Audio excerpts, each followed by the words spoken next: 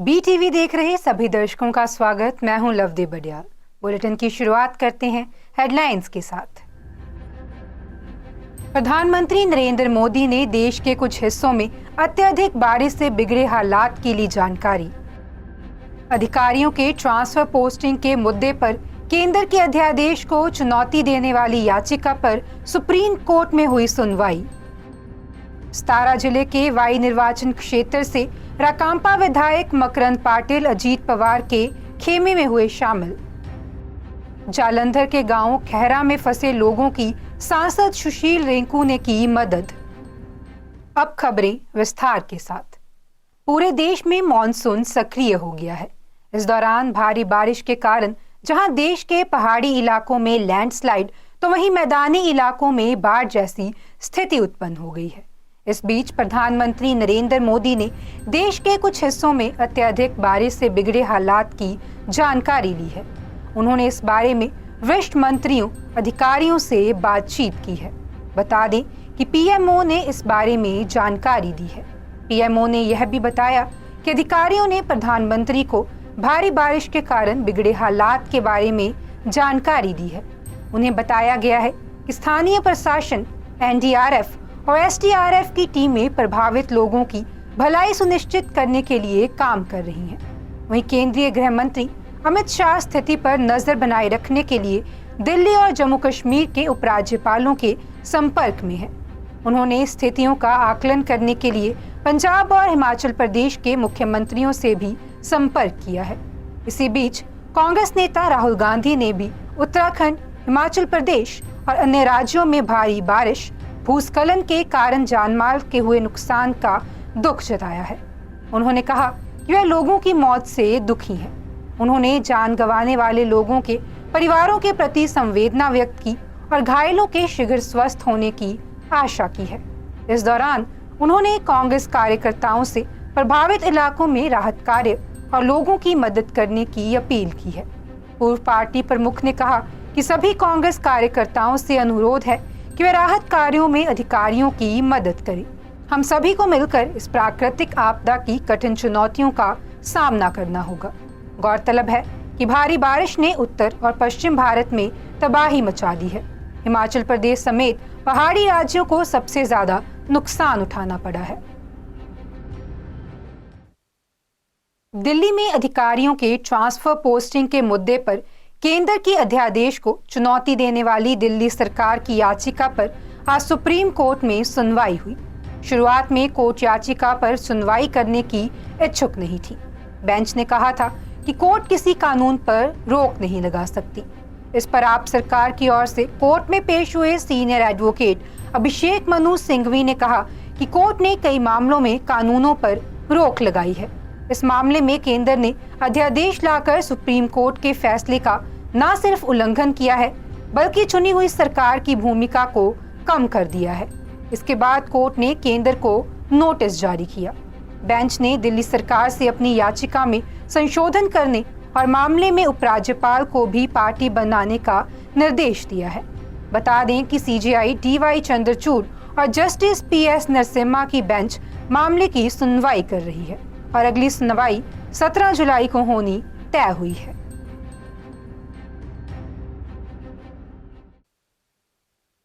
महाराष्ट्र के सतारा जिले के वाई निर्वाचन क्षेत्र से राकांपा विधायक मकरंद पाटिल अजीत पवार के खेमे में शामिल हो गए हैं। मकरंद ने कहा कि उन्होंने ये कदम अपने क्षेत्र की 2 चीनी मिलों को बचाने, विकास और टूरिज्म के मुद्दों को हल करने की उम्मीद में उठाया है। हालांकि उनके लिए ये फैसला लेना बहुत कठिन था, क्योंकि शरद पवार और अजीत पवार दोनों उनके प्रिय हैं। बता दें कि एनसीपी के अजीत पवार ने 1 हफ्ते पहले ही शरद पवार से किनारा करके अलग गुट बनाकर मौजूदा शिंदे सरकार में उप मुख्यमंत्री पद की शपथ ली है। मकरंद ने फैसले के पीछे की वजह बताते हुए कहा कि हाल ही में मैंने 2 चीनी मिलों का अधिग्रहण किया जो वित्तीय संकट में थी। लोगों के आग्रह के कारण ही मैंने इन मिलों के चुनाव लड़ा था।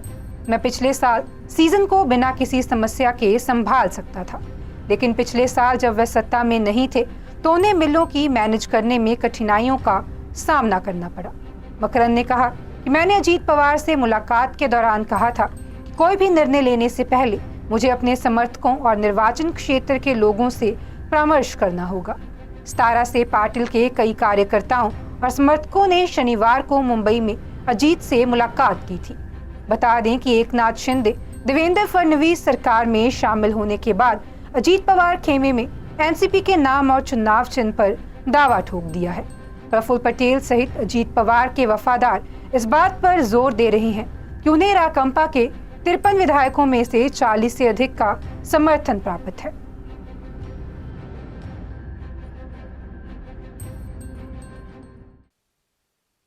दिल्ली में मूसलाधार बारिश का दौर थमने का नाम नहीं ले रहा। यमुना का जलस्तर बढ़ने से दिल्ली में बाढ़ जैसे हालात बन गए हैं। भारी बारिश को देखते हुए दिल्ली के एलजी के सक्सेना गृह मंत्री अमित शाह से मिलने पहुंचे। दिल्ली में भारी वर्षा और जलभराव पर दोनों के बीच बैठक हुई। बता दें कि दिल्ली की हाल को देखते हुए अमित शाह ने एलजी से रिपोर्ट मांगी थी। बता दें कि दिल्ली के मुख्यमंत्री अरविंद केजरीवाल ने भी भारी बारिश को लेकर बैठक की है। इस बैठक के बाद सीएम ने कहा कि दिल्ली में 8 और 9 जुलाई को 153 मिलीमीटर बारिश हुई। दिल्ली के सिस्टम एसी अभूतपूर्व बारिश को झेलने के लिए डिजाइन नहीं किए गए हैं, इसलिए लोगों को परेशानी का सामना करना पड़ा। दिल्ली सरकार के मंत्री सौरभ भारद्वाज ने बताया कि दिल्ली सरकार भी हाई अलर्ट पर है। जैसे ही यमुना का जलस्तर जो 206 मीटर पार कर जाएगा, तुरंत ही यमुना किनारे बसे लोगों को सुरक्षित स्थानों पर पहुंचाने का काम शुरू कर दिया जाएगा। बता दें कि यमुना का चेतावनी मार्क 2004.50 मीटर कम है, वहीं खतरे का निशान 2005 से 33 मीटर है। बता दें कि दिल्ली में यमुना नदी का जलस्तर चेतावनी स्तर के पार पहुंचने के चलते यमुना बाजार की झुग्गियों में पानी घुस गया है। झुग्गियों में पानी घुसने से वहां रह रहे लोगों का बुरा हाल हो रहा है। यमुना के जलस्तर बढ़ने से आसपास में रहने वाले लोगों में डर का माहौल स्थापित हो गया है।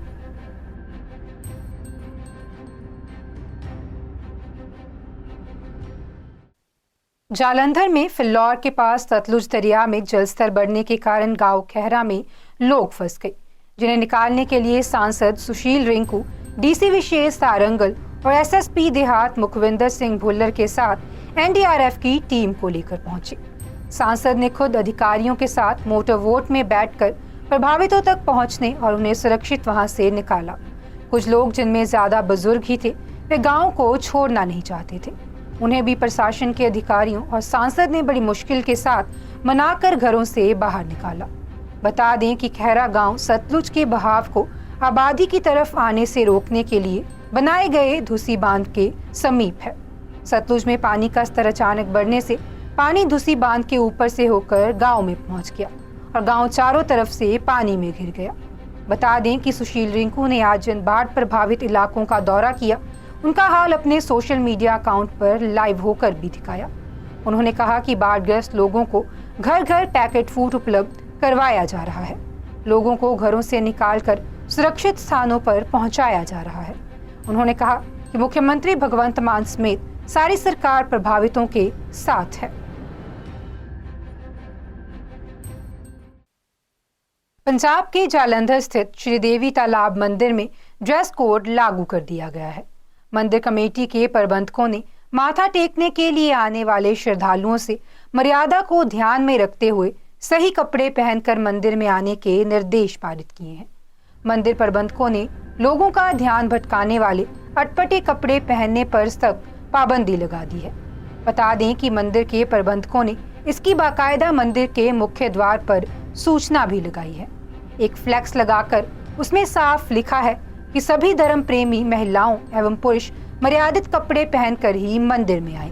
साथ ही फ्लैक्स पर विशेष तौर पर लिखा है कि छोटे वस्त्र, हाफ पैंट, वरमोडा, मिनी स्कर्ट, कटे फटे जीन्स पहनकर मंदिर में ना आए। प्रबंधकों का कहना है कि ऐसे कपड़े पहनकर आने वालों से भावनाएं भी आहत होती हैं।